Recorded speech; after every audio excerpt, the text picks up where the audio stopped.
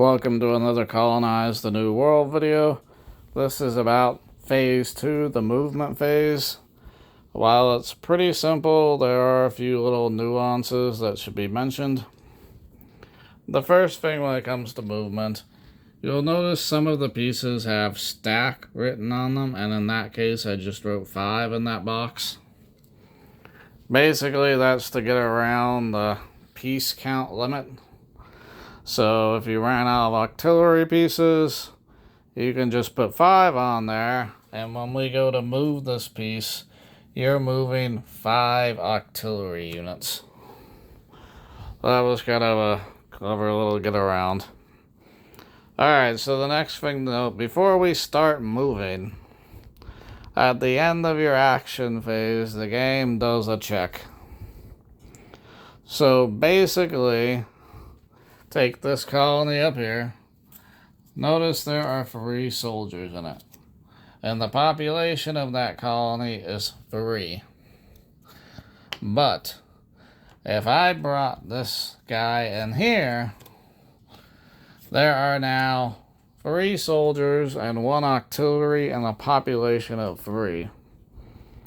So what'll happen is at the end of your action phase, you're going to lose one of those soldiers or that artillery. The reason is your population and the number of guys you have guarding it have to be the same, or the population, the number of soldiers defending it can't exceed the population number. So just be mindful of that when you're moving pieces. It's pretty simple. So 3 soldiers, 3 population. It keeps the population kind of like a health check bar. Alright, so the next thing, now that we've done that, basically every unit has movement points. Some of these have it written on there a little better, others need to be enlarged. So like that guy, that colonist has a movement point of 3. So that means he can move 3 spots anywhere on the map. Caravels have a movement point of 4. So that means they can move 4 and so on. Now, if you have a boat with a land guy on it, you can either take him to land to disembark, which will use all of that colonist movement points, or notice these are the same country and next to each other, you can just transfer them that way. And then that will use all of the movement points that that colonist has. Now let's come over to islands. So see how this is an island, all of these are islands. That's 1 island. Now if he wants to go over here, he can't just go over there that way. He has to get on a boat to go between islands. So that's pretty simple. Now, you're probably going to have boats that are on starting positions.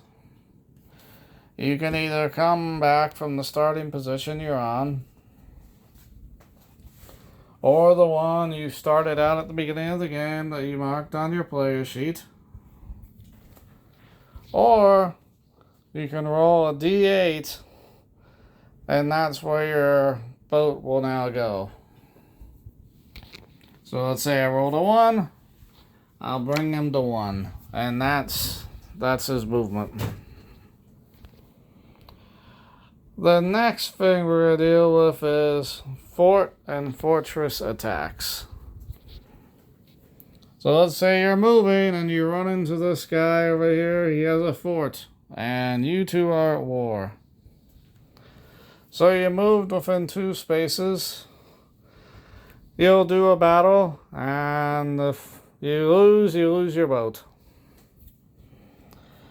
Now, a fort can only fire on 1 it can only fire on this particular boat once a turn, but it could fire on this one also. It just can't fire on the same boat twice in a turn.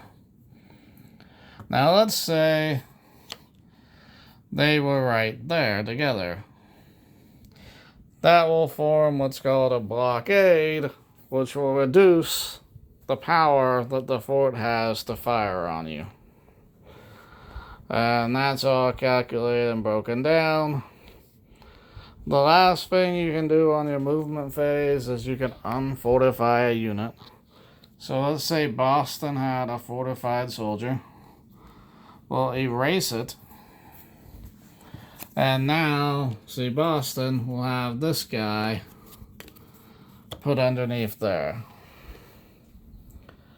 This will allow you to move that soldier on this turn, so now you can take him and move him over here to try and attack that guy. Now, once everybody has moved all their movement points, or you don't want to move anymore, you end your movement phase and you go straight to your action phase. Unlike the upkeep phase and end of turn phase, you take these two phases in sequential order. So if you just moved, you immediately go to your action phase before anybody else moves. And that's to prevent you not being able to catch anybody. So for example, let's say the soldier wanted to catch, let's say this artillery wanted to catch this guy. Normally you can move 2 spaces and you'll be right next to him. But if we let this guy take his turn at the same time, you'll never be able to catch him.